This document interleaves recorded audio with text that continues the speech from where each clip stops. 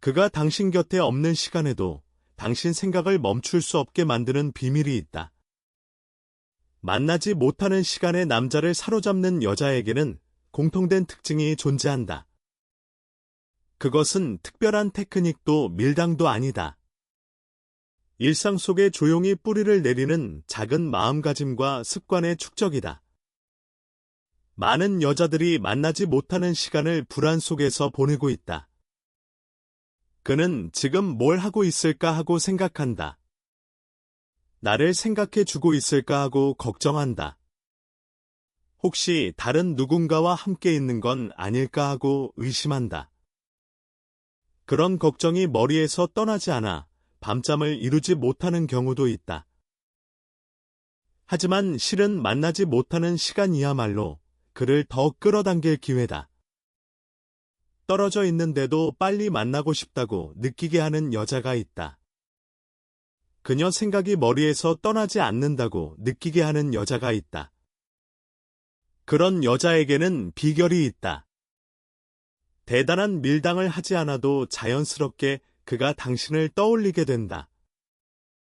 그런 여자에게는 일상에 숨겨진 작은 노력과 마음가짐이 있다. 오늘은 만나지 못하는 시간에 그가 당신을 강하게 의식하게 되는 비밀을 이야기하겠다. 오히려 만나고 있을 때보다 더 빠져들게 되는 비밀을 이야기하겠다. 끝까지 들어주신다면 만나지 못하는 시간이 불안의 씨앗이 아니게 될 것이다. 오히려 사랑을 깊게 하는 소중한 시간으로 변해갈 것이다. 먼저 감사의 감각을 깊이 남길 수 있는 여자에 대해 이야기하겠다. 만나지 못하는 시간에 남자를 사로잡는 여자의 큰 특징 중 하나가 있다. 그것은 감사의 감각을 깊이 남길 수 있다는 것이다. 사람은 행복이나 애정을 느꼈을 때의 기억이 신체 감각과 결합될수록 떠올리기 쉬워진다. 즉, 함께 있을 때 기쁘다 소중히 여겨지고 있다고 느낀 감각이 중요하다. 그 감각이 깊이 마음과 몸에 남으면 떨어져 있는 동안에도 그 여운이 이어진다. 그러면 그는 자연스럽게 당신을 떠올리게 된다. 여기서 중요한 것은 감사의 깊이와 전달 방식이다. 표면적인 고마워가 아니라 마음 깊은 곳에서 행복하다고 느낀 순간이 중요하다. 그 순간을 그대로 말이나 행동으로 표현하는 것이 핵심이 된다. 예를 들어 함께 식사를 했을 때를 생각해보자. 맛있다라고 웃으며 말하면서 데려와줘서 기쁘다 고마워라고 솔직하게 전한다. 그때 당신의 표정이나 목소리 톤은 그의 안에 선명한 감정의 기억으로 새겨진다. 언젠가 그가 같은 가게를 혼자 방문했을 때 가장 먼저 떠오르는 것이 있다. 그것은 요리의 맛이 아니라 그녀의 미소다. 이것은 심리학적으로도 앵커 효과라고 불린다. 어떤 체험에 강한 감정을 결합시키면 그 후 몇 번이고 반복해서 떠올리는 현상이다. 구체적으로 생각해보자. 예를 들어 당신이 그와 카페에 갔다고 하자. 그때 이 카페라떼 정말 맛있다라고만 말하는 것과 차이가 있다. 내가 여기를 골라줘서 더 맛있게 느껴져라고 한마디 덧붙이는 것이다. 이 작은 차이가 그의 기억에 남는 방식을 크게 바꾼다. 전자는 카페 맛의 기억에 그친다. 하지만 후자는 당신의 미소와 따뜻함이 카페라는 장소에 결합된다. 그가 다음에 그 카페 앞을 지나갈 때 문득 당신을 떠올리게 되는 것이다. 또한 산책을 하고 있을 때 이런 말을 해보는 것도 좋다.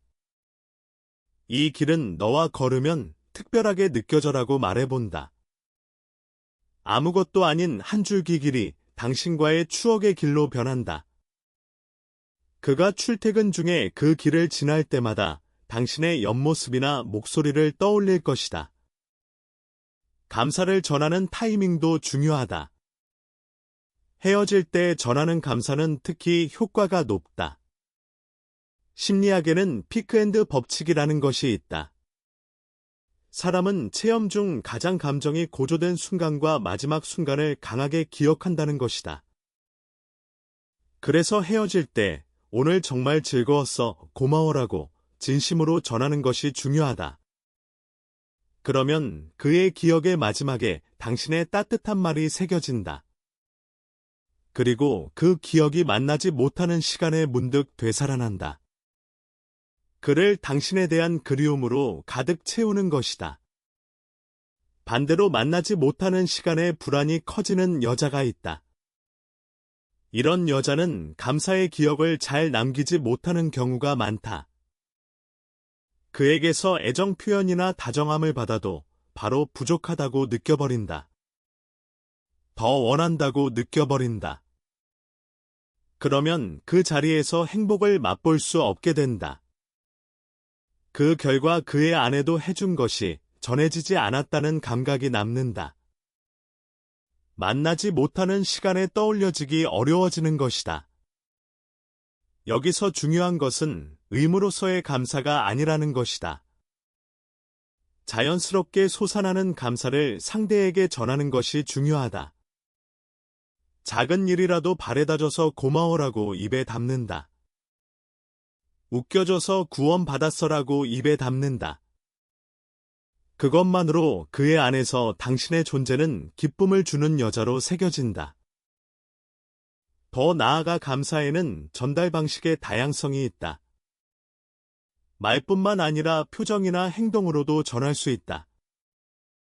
예를 들어 그가 무언가를 해줬을 때 말보다 먼저 미소가 나온다. 그 자연스러운 반응이 그의 마음에 깊이 박힌다. 또한 가볍게 그의 팔에 손을 대면서 고마워라고 말해보자. 그러면 촉각과 감정이 결합되어 기억이 더욱 견고해진다. 인간의 기억은 오감과 결합될수록 강해지는 성질이 있다. 그래서 감사를 전할 때 시각뿐만 아니라 촉각이나 청각도 활용하면 좋다. 그러면 그의 기억에 당신이 더 깊이 새겨지는 것이다. 여기서 감사의 심리학에 대해 조금 더 깊이 들어가 보겠다. 감사라는 감정은 인간의 뇌에서 매우 특별한 반응을 일으킨다. 감사를 느낄 때 뇌에서는 도파민과 세로토닌이 분비된다. 이 두 물질은 행복감과 만족감을 만들어내는 핵심 호르몬이다. 즉, 당신이 진심으로 감사를 표현하면 그 순간 두 사람 모두 행복해진다.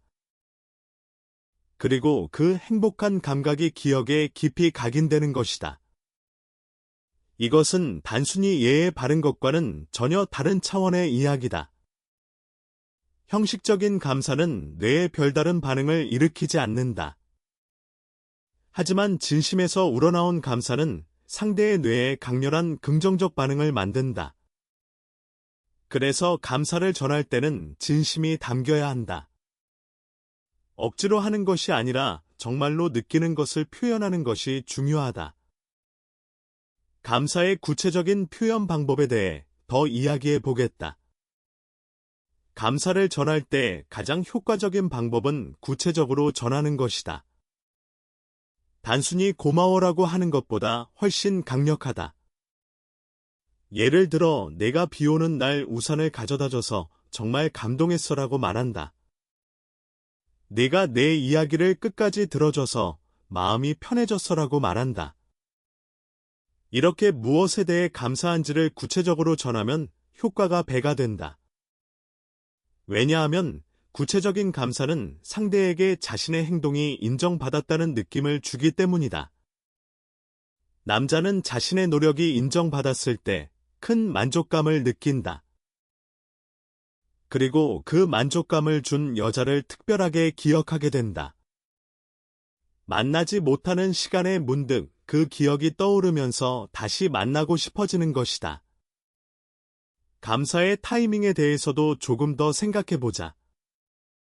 앞서 헤어질 때의 감사가 효과적이라고 했다. 하지만 그 외에도 효과적인 타이밍이 있다.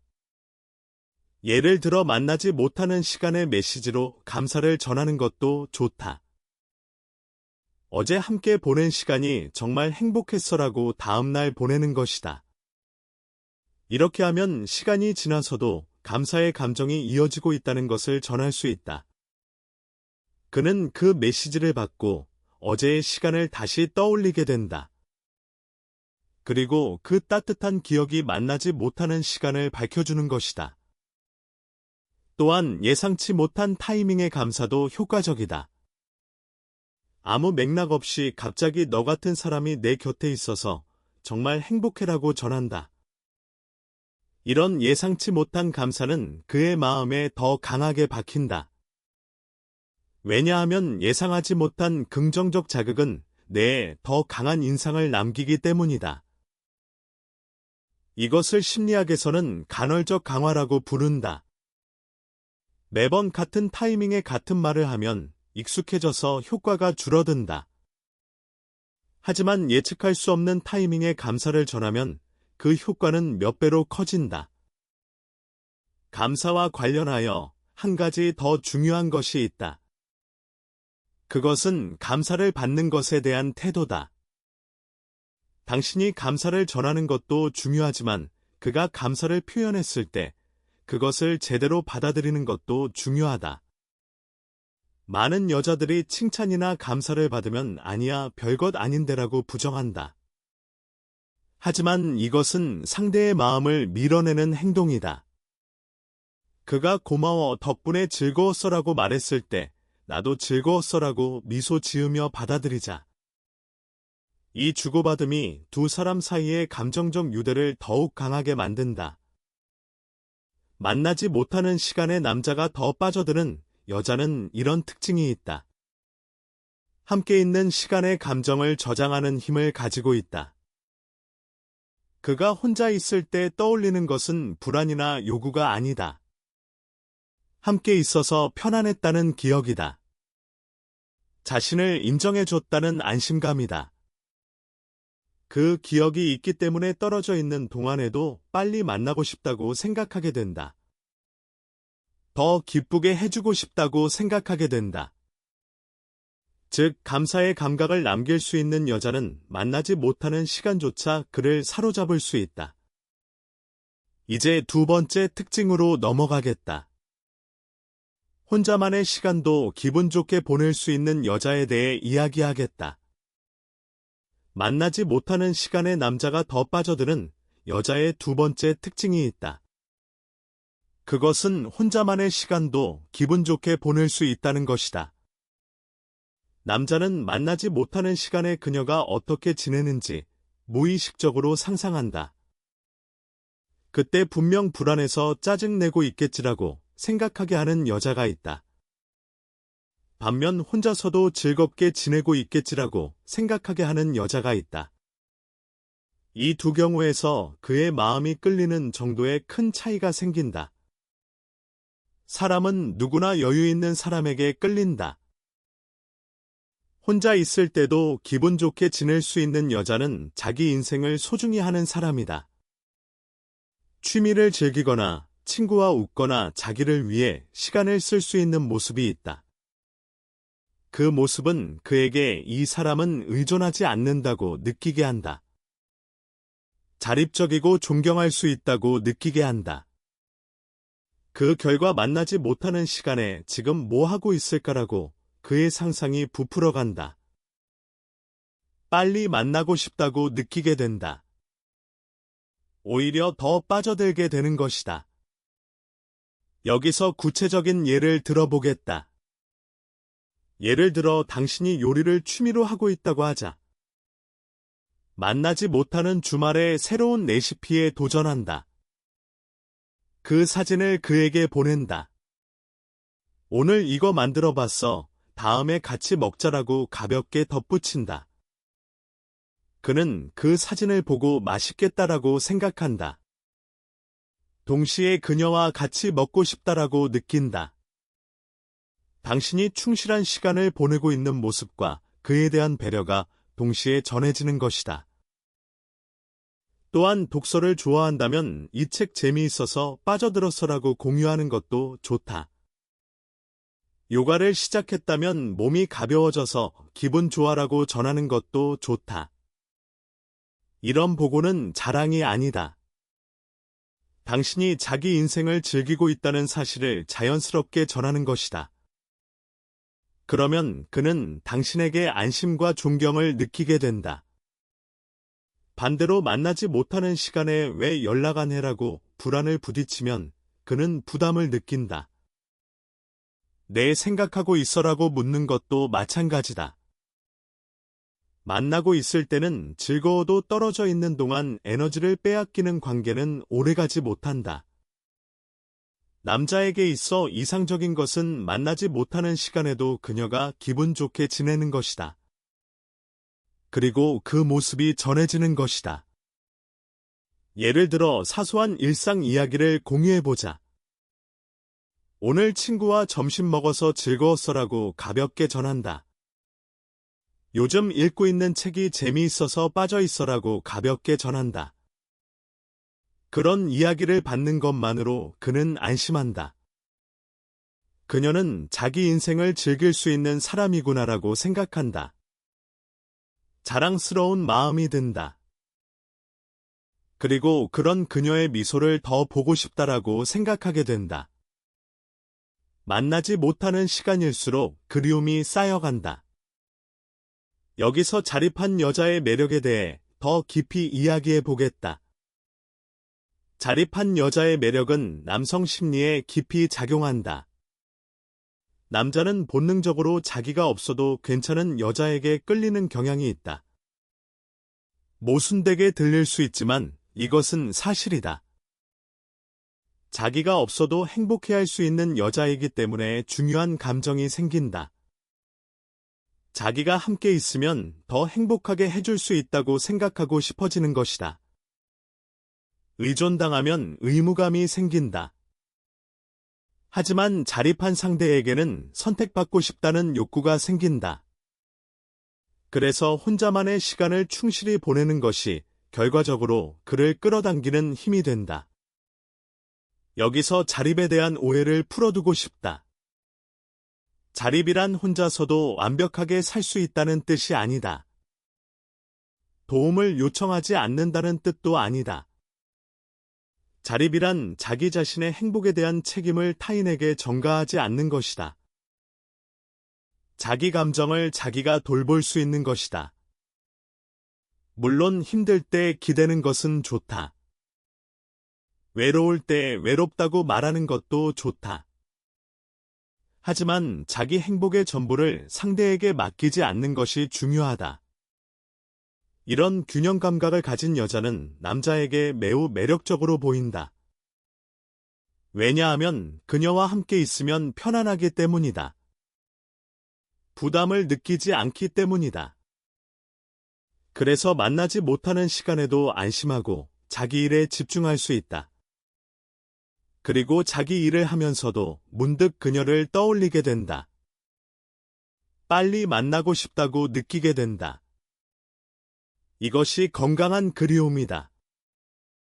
혼자만의 시간을 충실히 보내는 구체적인 방법에 대해서도 이야기하겠다.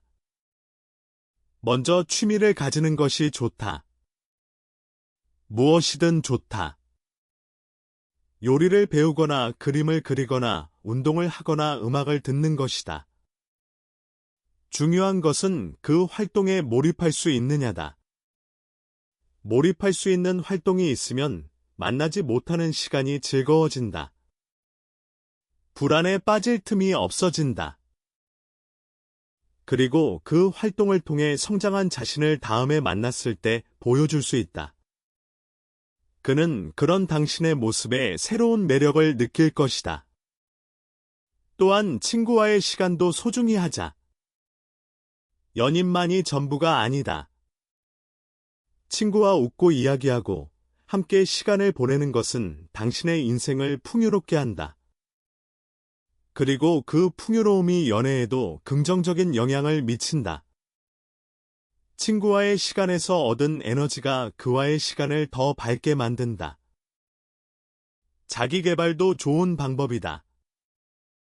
새로운 것을 배우거나 책을 읽거나 강의를 듣는 것이다. 이런 활동은 당신 자신을 성장시킨다. 그리고 그 성장이 자신감으로 이어진다. 자신감 있는 여자는 남자에게 매우 매력적이다. 만나지 못하는 시간에 성장한 당신을 보면 그는 더욱 빠져들 것이다. 만나지 못하는 시간에 남자가 더 빠져드는 여자는 이런 특징이 있다. 혼자 있어도 충만한 분위기를 풍긴다. 그 여유가 그를 계속 끌어당긴다. 그래서 그는 빨리 만나고 싶다고 강하게 느낀다. 떨어져 있는 시간조차도 그리움을 깊게 해가는 것이다. 세 번째 특징으로 넘어가겠다. 제한력이 있는 여자에 대해 이야기하겠다. 만나지 못하는 시간에 남자가 더 빠져드는 여자의 세 번째 특징이 있다.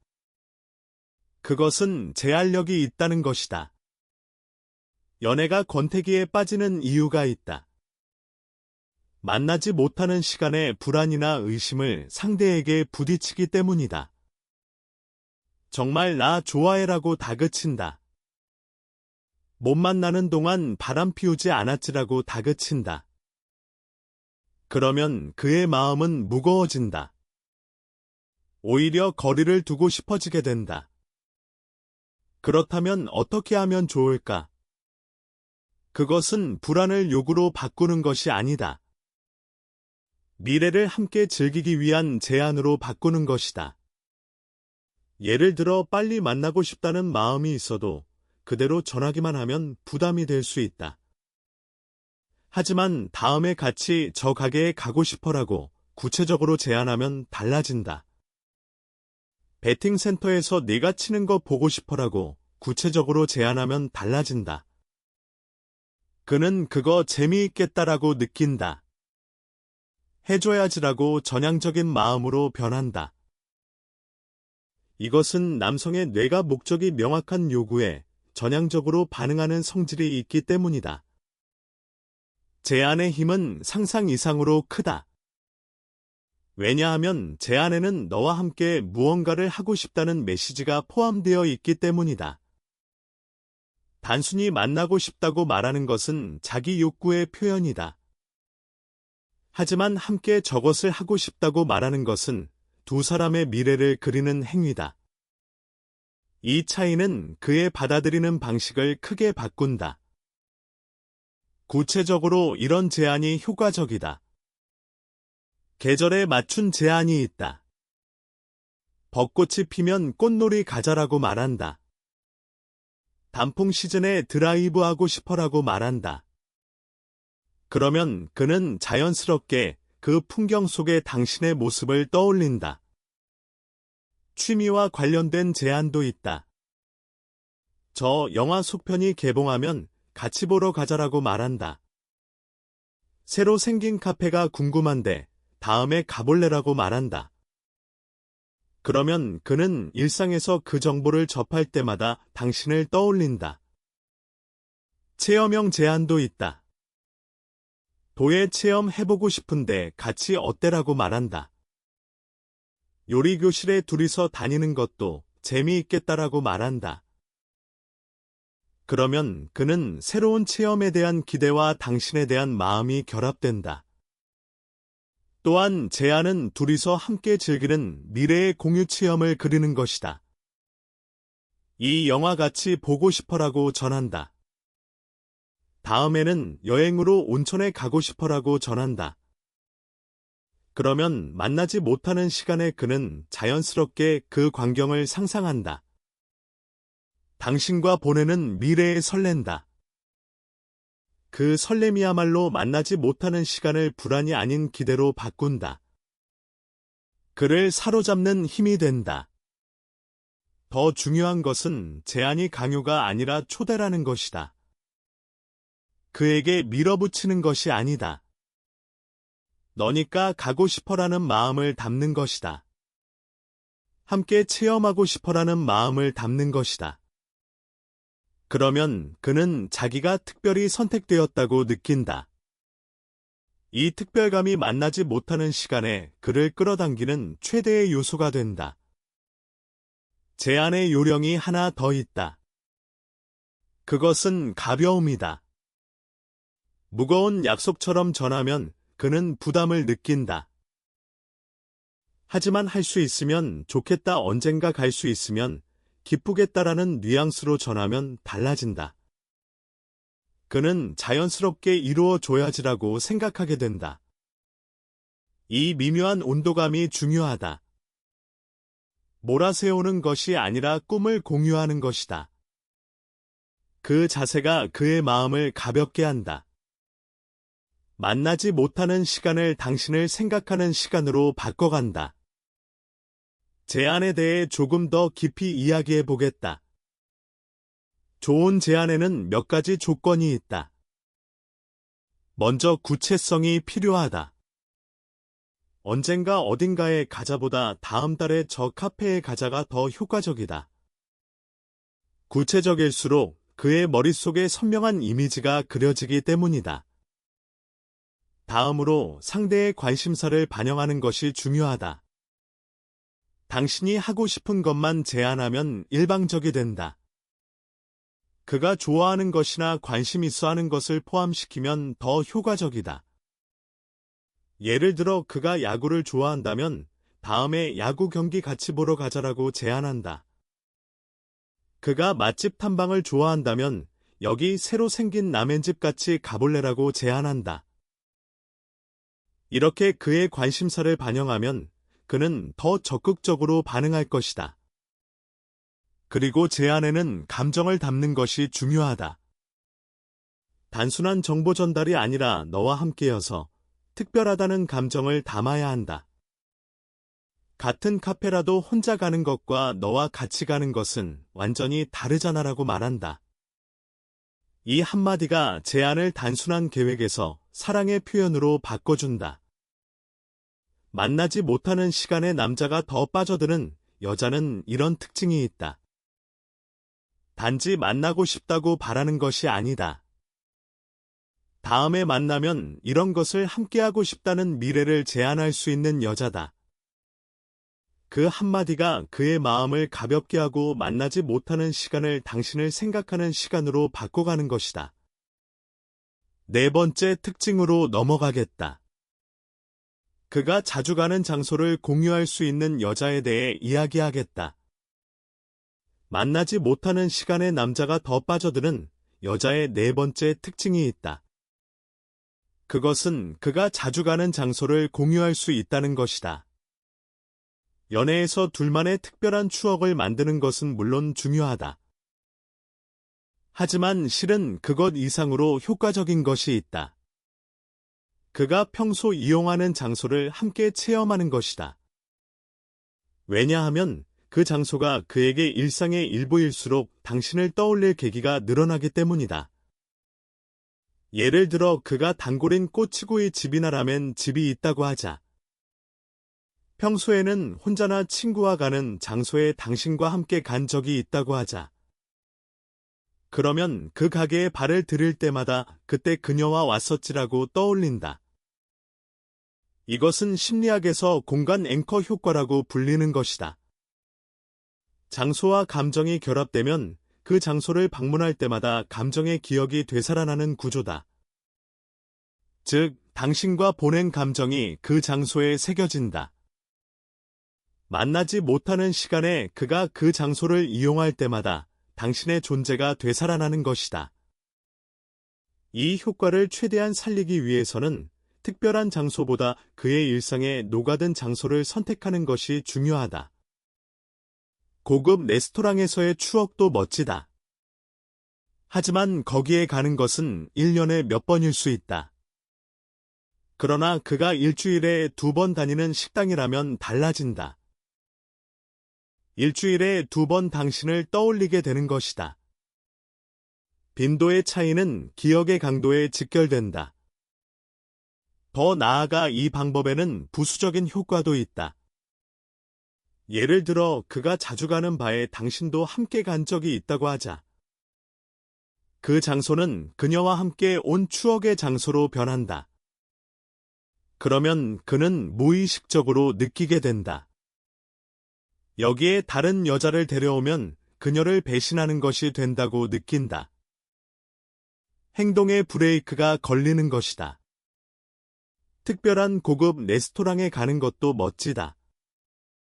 하지만 일상적으로 다니는 가게를 공유해 두는 편이 장기적으로는 그의 마음을 잡는 힘이 강하다. 또한 그가 자주 가는 장소를 함께 체험하면 대화 소재도 늘어난다. 어제 그 가게 갔어라고 자연스럽게 말한다. 그때 먹은 꼬치구이 또 먹고 싶다라고 자연스럽게 말한다. 그런 자연스러운 대화 속에서 당신의 이름이 몇 번이고 떠오른다. 만나지 못하는 시간의 사소한 계기로 당신을 떠올리는 횟수가 늘어난다. 그 횟수가 늘어날수록 그는 느끼게 된다. 역시 그녀와 함께 있으면 즐겁다고 무의식적으로 느끼게 된다. 여기서 주의하고 싶은 것이 있다. 그의 세계에 억지로 들어가지 않는 것이다. 중요한 것은 그가 편안해하는 장소를 함께 즐긴다는 자세다. 그의 단골 가게에 갔을 때 모르는 사람뿐이야라고 불쾌해하면 안 된다. 나만 특별 대우해라고 요구하면 역효과다. 오히려 이런 멋진 가게를 알려줘서 고마워라고 감사를 전하는 편이 좋다. 내 세계를 조금 엿볼 수 있어서 기쁘다라고 감사를 전하는 편이 좋다. 그러면 그는 편안함을 느낀다. 그리고 그녀와 함께 있으면 내 세계가 넓어진다고 느끼게 된다. 그러면 그의 안에서 당신의 존재는 더욱 특별해진다. 여기서 장소의 심리학에 대해 조금 더 이야기하겠다. 장소와 기억의 관계는 매우 깊다. 사람은 특정 장소에 가면 그 장소에서의 경험이 자동으로 떠오른다. 이것은 맥락 의존 기억이라고 불리는 현상이다. 공부할 때 특정 장소에서 하면 그 장소에서 시험을 볼 때 더 잘 기억나는 것과 같은 원리다. 연애에서도 이 원리를 활용할 수 있다. 그와 함께 긍정적인 경험을 한 장소가 많을수록 그가 일상에서 당신을 떠올릴 기회가 늘어난다. 특히 그가 매일 가는 장소에 당신과의 추억을 심어두면 그 효과는 막대하다. 매일 그 장소를 지날 때마다 당신을 떠올리게 되기 때문이다. 장소를 공유할 때 한 가지 더 중요한 점이 있다. 그것은 그 장소에서의 경험을 긍정적으로 만드는 것이다. 당연한 것 같지만 매우 중요하다. 만약 그의 단골 가게에서 싸우거나 분위기가 나빠지면 그 장소는 부정적인 기억과 결합된다. 그러면 그가 그 가게에 갈 때마다 불쾌한 감정이 떠오르게 된다. 이것은 역효과가 된다. 그래서 그의 장소를 함께 방문할 때는 분위기를 좋게 유지하는 것이 중요하다. 웃으면서 맛있게 먹고 즐거운 대화를 나누는 것이다. 그러면 그 장소는 당신과의 행복한 추억으로 물들게 된다. 만나지 못하는 시간에 남자가 더 빠져드는 여자는 이런 특징이 있다. 단지 새로운 장소를 개척하는 것만이 아니다. 그의 일상에 녹아들 수 있는 여자인 것이다. 특별한 날의 추억도 좋다. 하지만 아무것도 아닌 일상에 자기 존재를 새기는 편이 그에게는 강렬한 기억이 된다. 일상 속에 당신 덕분에라는 감각이 남아있기 때문이다. 그래서 만나지 못하는 시간의 사소한 순간에 떠올리고 빨리 만나고 싶다는 마음이 부풀어가는 것이다. 5번째 특징으로 넘어가겠다. 항상 가지고 다니는 것을 선물하는 여자에 대해 이야기하겠다. 만나지 못하는 시간에 남자가 더 빠져드는 여자의 5번째 특징이 있다. 그것은 항상 가지고 다니는 것을 선물할 수 있다는 것이다. 남자는 일상생활에서 반복적으로 보거나 만지는 것에 강하게 영향을 받는다. 그래서 그가 항상 사용하는 아이템을 당신이 선물하면 효과가 있다. 그것을 손에 들 때마다 그녀에게 받은 것이다라고 떠올린다. 자연스럽게 당신의 존재가 마음에 새겨지는 것이다. 예를 들어 스마트폰 케이스가 있다. 스마트폰은 하루에 몇십 번이나 만지는 것이다. 그가 케이스를 볼 때마다 선물해준 당신을 떠올린다. 비싼 시계나 특별한 액세서리가 아니어도 되는 이유가 여기에 있다. 중요한 것은 사용 빈도의 높음이다. 가까이에서 일상적으로 사용하는 것일수록 떠올리는 횟수는 압도적으로 늘어난다. 키 케이스나 지갑도 마찬가지다. 외출할 때마다 반드시 사용하는 것이기 때문이다. 사소한 순간에 당신의 미소나 말이 되살아난다. 심리학에서는 이것을 연상기억이라고 부른다. 물건과 감정이 결합되면 그 물건을 볼 때마다 감정도 함께 불러일으켜지는 구조다. 즉, 그가 일상에서 몇 번이고 접하는 것이야말로 당신의 존재를 가장 강하게 각인하는 분신이 된다. 선물 고르기에서 중요한 것은 실용성과 센스의 균형이다. 너무 개성적인 것은 그가 사용하기 어려울 수 있다. 하지만 너무 무난한 것은 인상에 남지 않는다. 그의 평소 소지품을 관찰해서 그의 스타일에 맞는 것을 고르는 것이 중요하다. 예를 들어 그가 심플한 것을 좋아한다면 질 좋은 가죽 키 케이스가 좋다. 그가 캐주얼한 스타일이라면 세련된 머그컵도 좋을 것이다. 직장에서 사용하는 펜이나 노트 커버라면 일하는 중에도 당신을 떠올린다. 여기서 중요한 것은 그의 취향에 맞추는 것이다. 당신이 귀엽다고 생각한 것이라도 그의 취미에 맞지 않으면 사용되지 않게 된다. 그렇게 되면 아까운 선물이 서랍 안에서 잠들어 버린다. 오히려 부담스럽게 느끼게 할 수도 있다. 그래서 그가 좋아하는 브랜드나 평소 소지품을 관찰해서 고르는 것이 중요하다. 나를 위해 여기까지 생각해 줬구나라고 그가 느꼈을 때 선물은 단순한 물건이 아니게 된다. 애정 그 자체로서 기능하게 된다. 더 효과를 높이는 비결이 있다. 선물에 당신다운 메시지나 의미를 담는 것이다. 이걸 가지고 있으면 항상 함께 있는 것 같잖아라고 웃으며 덧붙인다. 그것만으로 그 물건은 단순한 소모품이 아니게 된다. 그녀와의 유대의 상징으로 변한다. 그리고 그는 만나지 못하는 시간에 그 물건을 사용할 때마다 당신의 목소리나 표정을 떠올린다. 자연스럽게 그리움이 쌓여간다. 선물의 타이밍도 생각해보자. 생일이나 크리스마스 같은 특별한 날에 선물하는 것은 물론 좋다. 하지만 그것보다 더 효과적인 것이 있다. 아무것도 아닌 날에 자연스럽게 건네는 것이다. 이거 너한테 어울릴 것 같아서라고 가볍게 건넨다. 특별한 이유가 없기 때문에 그는 느끼게 된다. 항상 내 생각을 해주고 있구나라고 느끼게 된다. 그리고 그 물건을 사용할 때마다 당신의 마음을 떠올리는 것이다. 선물에 대해 조금 더 깊이 이야기하겠다.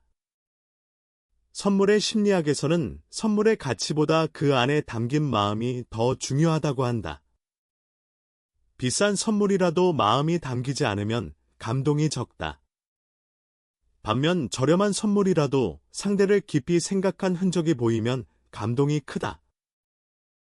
예를 들어 그가 좋아하는 캐릭터가 있다면 그 캐릭터가 그려진 작은 소품을 선물한다. 비싸지 않지만 그는 감동한다. 왜냐하면 내가 좋아하는 것을 기억해 줬구나라고 느끼기 때문이다. 이런 작은 배려가 담긴 선물이 그의 마음을 가장 강하게 사로잡는다. 또한 실용적인 선물은 매일 사용하기 때문에 매일 당신을 떠올리게 된다. 이것은 장기적으로 매우 큰 효과를 발휘한다. 한 번의 감동보다 매일의 작은 떠올림이 사랑을 더 깊게 만들기 때문이다. 만나지 못하는 시간에 남자가 더 빠져드는 여자는 이런 특징이 있다. 특별한 고급품이 아니라 일상 속에 자기 존재를 녹여넣는 것을 잘하는 여자다. 매일의 습관 속에 당신을 떠올리게 하는 장치가 있기 때문이다. 그래서 그는 떨어져 있을 때조차 역시 그녀가 좋다라고 느끼는 것이다. 즉, 항상 가지고 다니는 것을 선물하는 것은 매우 강력한 방법이다. 그의 생활 속에 자연스럽게 당신을 새기는 것이다. 만나지 못하는 시간조차도 그녀와 함께 있는 감각으로 바꾸는 것이다. 6번째 특징으로 넘어가겠다. 미완료의 약속을 하는 여자에 대해 이야기하겠다. 만나지 못하는 시간에 남자가 더 빠져드는 여자의 6번째 특징이 있다. 그것은 미완료의 약속을 한다는 것이다. 사람의 뇌에는 미완성의 것이나 도중의 것일수록 의식에 남기 쉬운 특성이 있다. 이것은 심리학에서 자이가르닉 효과라고 불리는 현상이다. 완료된 것보다 미완료된 것이 기억에 남기 쉽다. 연애에서도 마찬가지다. 대화나 데이트 중에 언젠가 함께 저것을 하자라는 약속을 해둔다. 그러면 그의 마음속에 작은 공백이 생긴다. 그 공백을 채우고 싶어서 당신을 계속 떠올리게 된다. 예를 들어 언젠가 함께 단풍 보러 가자라고 약속한다. 다음에는 저 영화 같이 보자라고 약속한다. 사소한 약속이어도 상관없다. 중요한 것은 바로 이루어지지 않는 미래를 일부러 남겨두는 것이다. 다음 주나 다음 달이 아니다. 반년 후나 혹은 구체적인 일정은 정해지지 않았지만 반드시 실현하고 싶은 것을 공유한다.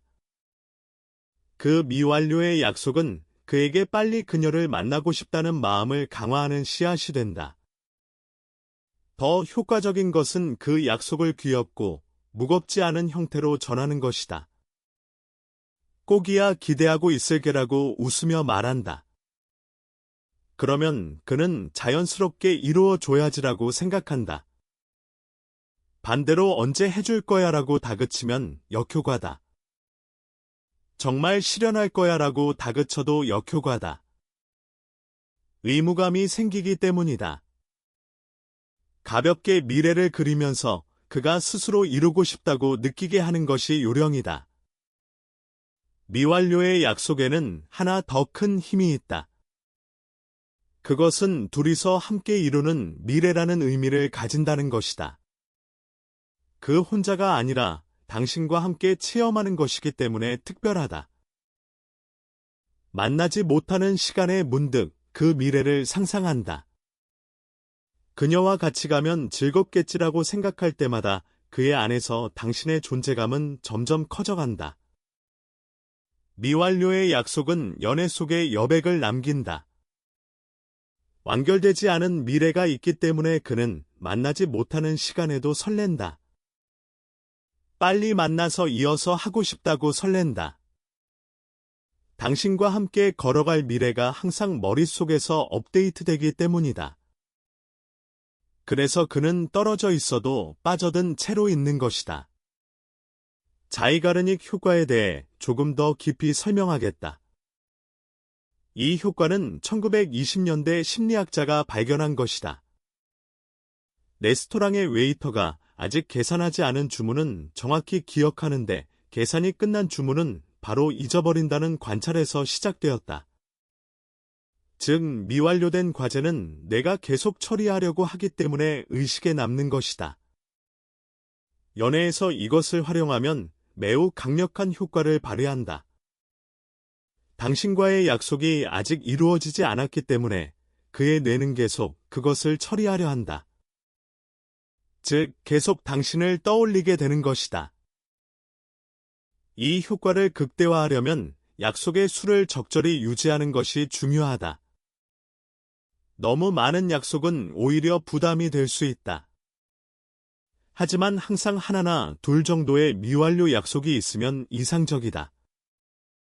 그러면 그는 만나지 못하는 시간에도 항상 당신과의 미래를 생각하게 된다. 여기까지 6가지 특징을 전해왔다. 하지만 이것들을 실천하는 데 있어 더 중요한 토대가 있다. 그것은 만나지 못하는 시간에 보내는 방식 그 자체에 대한 마음가짐이다. 많은 여자들이 만나지 못하는 시간에 무엇을 해야 할지 몰라 불안해한다. 연락을 자주 해야 할지 거리를 둬야 할지 고민한다. 하지만 답은 어느 쪽도 아니다. 중요한 것은 연락의 빈도가 아니라 연락의 질이다. 매일 연락해도 불만과 불안을 전하고 있으면 그는 부담을 느낀다. 반대로 가끔의 연락이라도 그 연락이 따뜻하고 전향적이면 그는 당신을 더 그리워한다. 예를 들어 오늘 이런 일이 있어서 내 생각이 났어라고 가볍게 보내는 것이 좋다. 너 없어서 외로워 왜 연락 안 해라고 보내는 것과는 완전히 다른 효과를 낸다. 전자는 그에게 나도 그녀 생각이 나네라는 따뜻한 감정을 불러일으킨다. 후자는 그에게 또 불만인가라는 부담감을 준다. 만나지 못하는 시간에 보내는 메시지는 짧아도 상관없다. 하지만 전향적인 것이 중요하다. 오늘 날씨가 좋아서 기분이 좋아라고 보낸다. 맛있는 거 먹었어. 너한테도 먹이고 싶다라고 보낸다.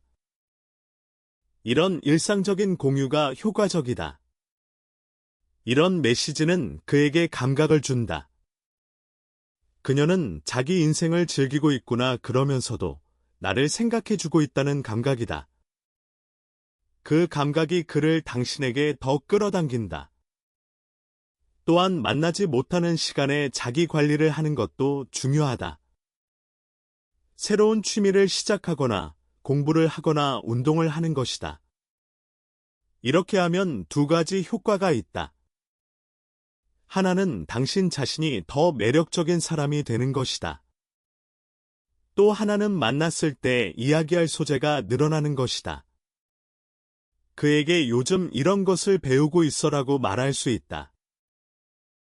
이런 책을 읽었는데 재미있었어라고 말할 수 있다. 그러면 대화가 풍부해진다. 그리고 그녀는 계속 성장하는 사람이다라고 느끼게 된다. 존경의 마음이 생긴다. 존경은 사랑을 오래 유지하는 중요한 요소다. 처음의 열정은 시간이 지나면서 식을 수 있다. 하지만 존경이 있으면 관계는 계속된다. 만나지 못하는 시간에 자기 관리를 통해 존경받는 사람이 되면 그는 당신을 더 소중히 하게 된다. 만나지 못하는 시간에 친구나 가족과 보내는 것도 좋다. 연인 이외의 관계도 소중히 하고 있는 모습은 그에게 안정감을 준다. 그녀는 나에게만 의존하지 않는 건강한 사람이다라고 느끼게 한다. 반대로 만나지 못할 때 항상 혼자 외롭게 지내면서 그 외로움을 호소하면 그는 부담을 느낀다. 물론 가끔 만나고 싶다라고 말하는 것은 상관없다. 그것은 애정의 표현이다. 하지만 항상 외로워 힘들어라고 말하면 그는 지쳐버린다. 균형이 중요하다. 만나고 싶은 마음을 전하면서 동시에 자기 인생도 즐기고 있는 것을 보여주자. 만나지 못하는 시간에 그를 위해 작은 것을 준비하는 것도 효과적이다. 다음에 만났을 때 건넬 작은 선물을 사두는 것이다. 함께 가고 싶은 장소를 조사하는 것이다. 함께 보고 싶은 영화를 찾아두는 것이다. 이렇게 하면 만나지 못하는 시간에도 그와의 미래를 생각하게 되어 불안이 줄어든다. 그리고 만났을 때 이거 내 생각하면서 샀어라고 말할 수 있다. 여기 같이 가고 싶어서 알아봤어라고 말할 수 있다. 그러면 그는 감동한다. 만나지 못하는 동안에도 나를 생각해 줬구나라고 느끼기 때문이다. 이런 작은 노력의 축적이 그의 마음을 완전히 사로잡아간다. 연락의 질에 대해 조금 더 깊이 이야기하겠다. 좋은 연락에는 몇 가지 특징이 있다. 먼저 긍정적인 내용이 많다는 것이다. 불평불만이나 불안보다 즐거운 일이나 감사한 일을 전하는 연락이 좋다. 다음으로 상대에 대한 관심이 담겨 있다는 것이다. 오늘 어땠어라고 물어보거나 건강은 괜찮아라고 물어보는 것이다. 이런 관심이 담긴 연락은 그에게 따뜻함을 전한다. 또한 적절한 길이가 중요하다. 너무 길면 읽기 부담스럽고 너무 짧으면 차갑게 느껴질 수 있다.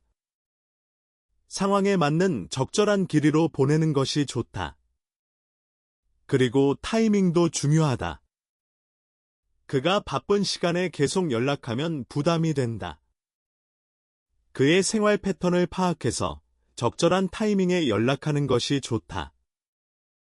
예를 들어 그가 퇴근하는 시간에 오늘 하루 수고했어라고 보내면 그는 따뜻함을 느낄 것이다. 이렇게 연락의 질을 높이면 만나지 못하는 시간도 사랑을 깊게 하는 시간이 된다.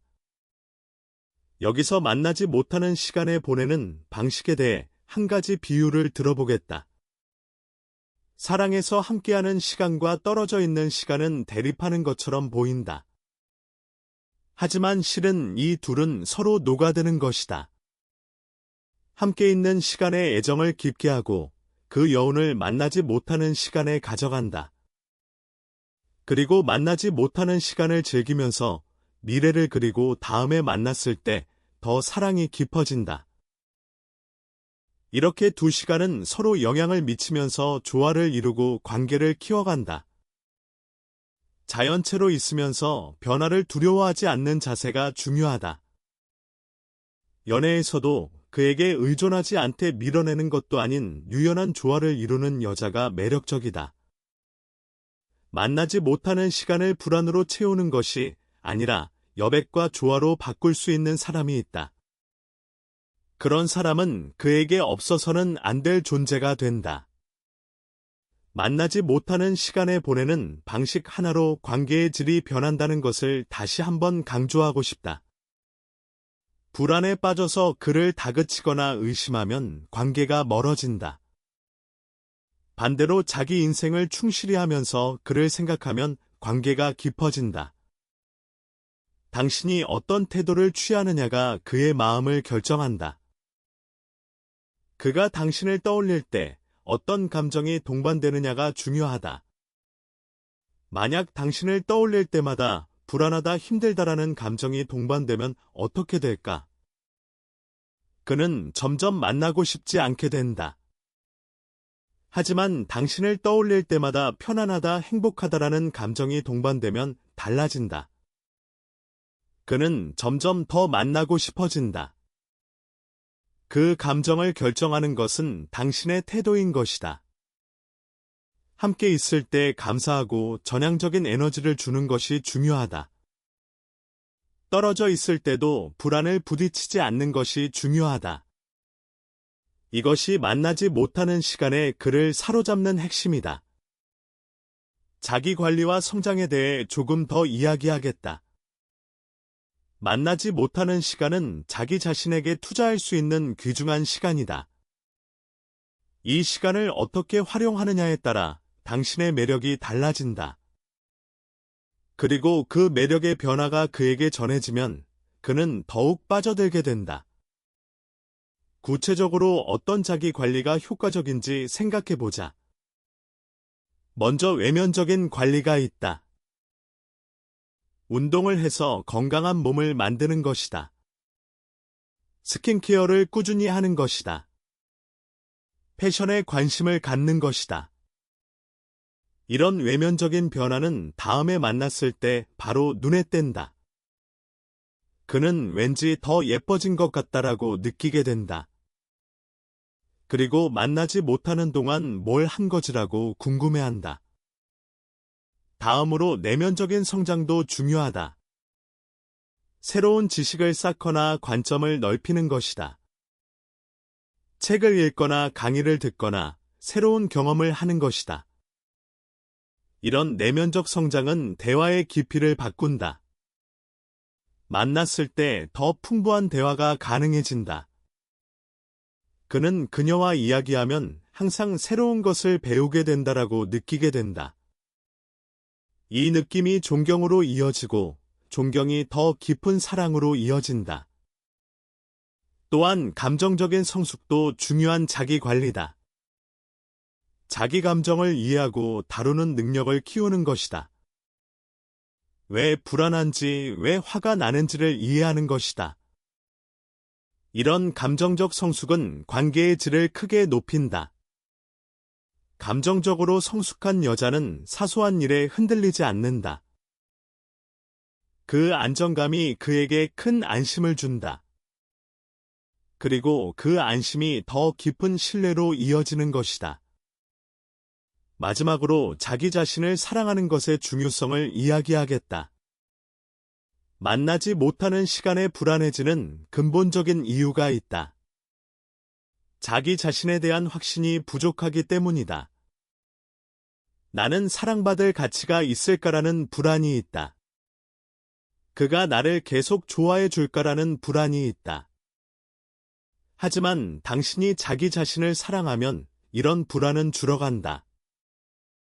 나는 충분히 매력적이다라고 믿는다. 나는 사랑받을 자격이 있다라고 믿는다. 그러면 그의 반응에 일희일비하지 않게 된다. 그리고 역설적으로 그런 여유 있는 모습이 그를 더 끌어당긴다.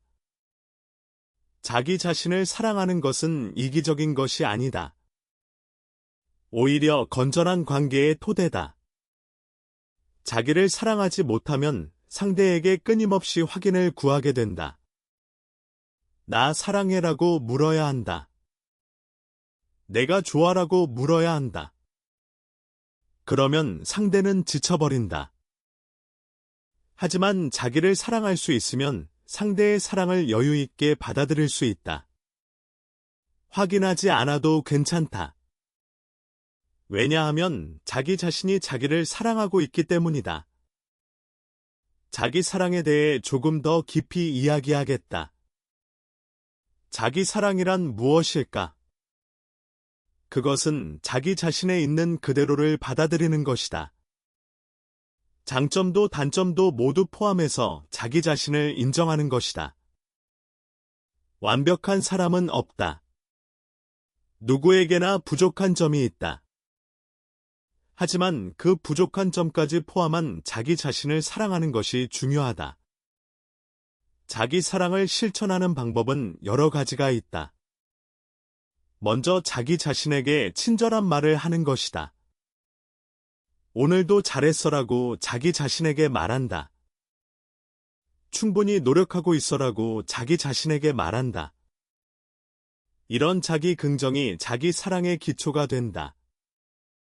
다음으로 자기 자신의 필요를 충족시키는 것이다. 피곤하면 쉬는 것이다. 배고프면 맛있는 것을 먹는 것이다. 외로우면 누군가와 시간을 보내는 것이다. 자기 자신의 필요를 무시하지 않는 것이 자기 사랑이다. 또한 자기 자신의 경계를 지키는 것도 자기 사랑이다. 싫은 것은 싫다고 말할 수 있는 것이다. 무리한 요구에 거절할 수 있는 것이다. 이런 경계를 지키는 것이 건강한 자기 존중이다. 그리고 이 자기 존중이 있어야 건강한 연애가 가능하다. 자기 자신을 사랑하는 여자는 연애에서도 자연스럽게 매력적이다. 왜냐하면 자기 가치를 알기에 쉽게 흔들리지 않기 때문이다. 그 안정감이 그에게 전해지고 그는 안심하고 사랑할 수 있게 된다. 만나지 못하는 시간에 불안해졌다면 이것을 떠올려 주길 바란다. 당신은 그대로 충분히 사랑받을 자격이 있다. 그가 지금 무엇을 하고 있든 당신의 가치는 변하지 않는다. 당신은 당신 그대로 빛나고 있다. 이 확신을 가지면 만나지 못하는 시간은 더 이상 무섭지 않다. 오히려 자기를 위한 시간이 된다. 성장을 위한 시간이 된다. 그리고 그런 당신의 모습이 그를 더 사로잡을 것이다. 오늘의 이야기가 당신의 사랑에 조금이라도 도움이 되면 기쁘겠다. 만나지 못하는 시간은 불안의 시간이 아니다. 사랑을 깊게 하는 시간이다. 당신이 어떻게 보내느냐에 따라 그 시간의 의미가 변한다. 감사를 남기고 자기 인생을 즐기고 미래를 제안하는 것이 중요하다. 그의 일상에 녹아들고 작은 선물을 하고 미완료의 약속을 하는 것이 중요하다. 이 모든 것이 만나지 못하는 시간에 그를 당신에게 사로잡게 할 것이다. 여기서 다시 한번 각각의 포인트를 정리하면서 더 깊이 생각해 보겠다. 첫 번째, 감사의 감각을 남기는 것에 대해 다시 생각해 보자. 감사는 관계의 윤활유와 같다. 감사가 없는 관계는 건조해지고 메마른다. 하지만 감사가 풍부한 관계는 촉촉하고 따뜻하다. 만나지 못하는 시간에도 그 따뜻함의 여운이 계속된다. 그래서 감사를 의식적으로 표현하는 습관을 만드는 것이 중요하다. 처음에는 어색할 수 있다. 하지만 습관이 되면 자연스러워진다. 그리고 그 습관이 관계 전체를 바꿔놓는다. 두 번째, 혼자만의 시간을 즐기는 것에 대해 다시 생각해보자. 혼자만의 시간을 즐기는 능력은 연애뿐만 아니라 인생 전체에 도움이 된다.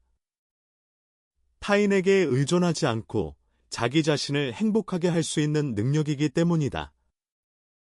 이 능력이 있으면 어떤 상황에서도 내면의 평화를 유지할 수 있다. 그리고 그 내면의 평화가 주위 사람들을 끌어당긴다. 연인도 마찬가지다. 당신의 내면의 평화에 끌려서 더 가까이 오고 싶어 하는 것이다. 세 번째, 제한력에 대해 다시 생각해 보자. 제한력은 연애뿐만 아니라 모든 인간관계에서 중요하다. 불평하기보다 대안을 제시할 수 있는 사람은 어디서나 환영받는다. 연애에서도 마찬가지다. 불만을 말하기보다 함께할 수 있는 것을 제안하는 여자는 그에게 매력적이다. 앞으로도 이 사람과 함께하고 싶다라고 느끼게 하기 때문이다. 네 번째, 장소 공유에 대해 다시 생각해보자. 장소 공유는 두 사람만의 지도를 만드는 것과 같다. 그 지도에 포인트가 많을수록 두 사람의 연결은 강해진다. 특히 일상적인 장소에 포인트가 많으면 매일의 생활 속에서 서로를 떠올린다. 이것은 만나지 못하는 시간을 자연스럽게 연결의 시간으로 바꿔준다. 다섯 번째, 선물에 대해 다시 생각해보자. 선물은 마음을 전하는 도구다. 비싸거나 화려할 필요는 없다. 중요한 것은 그 선물에 담긴 마음이다. 너를 생각했어라는 마음이 담긴 선물은 어떤 고급 브랜드보다 그의 마음에 깊이 닿는다. 그리고 매일 사용하는 물건이라면 매일 그 마음을 떠올리게 된다. 이것이 만나지 못하는 시간에도 연결을 유지하는 힘이 된다. 여섯 번째, 미완료의 약속에 대해 다시 생각해보자. 미완료의 약속은 관계에 미래를 부여하는 것이다. 미래가 있는 관계는 강하다. 왜냐하면 둘 다 그 미래를 향해 함께 나아가고 있다는 느낌을 주기 때문이다. 만나지 못하는 시간에도 그 미래에 대한 기대가 두 사람을 연결해준다. 이 6가지를 모두 실천하면 만나지 못하는 시간은 완전히 다른 의미를 갖게 된다. 불안의 시간에서 성장과 기대의 시간으로 변한다. 그리고 그 변화가 관계를 더욱 깊고 강하게 만든다. 만나지 못하는 시간에도 그에게 빠져들게 해주고 있다. 떨어져 있을 때도 그가 나를 떠올려주고 있다. 매일 연락을 주고 빨리 만나고 싶다고 말해주고 있다. 이렇게 이미 이루어진 것처럼 말로 표현해 보길 바란다. 그 한마디가 잠재의식에 작용하여 현실을 그 방향으로 움직여간다. 당신이 바라는 사랑과 행복을 끌어당기는 힘은 오늘부터 더욱 가속할 것이다. 당신의 사랑이 빛나기를 진심으로 바란다. 당신의 마음의 문을 조금이라도 열 수 있었다면 그것은 더할 나위 없는 기쁨이다. 만나지 못하는 시간을 두려워하지 말길 바란다. 그 시간은 당신의 매력을 키우는 시간이다. 그의 그리움을 깊게 하는 시간이다. 두 사람의 사랑을 더 단단하게 만드는 시간이다. 당신은 충분히 사랑받을 가치가 있는 사람이다. 그것을 절대 잊지 말아주길 바란다. 당신의 앞날에 따뜻한 사랑이 가득하기를 기원한다. 그리고 만나지 못하는 시간조차도 행복한 시간이 되기를 바란다. 당신은 이미 충분히 매력적인 사람이다. 자신감을 가지고 앞으로 나아가길 바란다. 분명 아름다운 사랑이 당신을 기다리고 있을 것이다.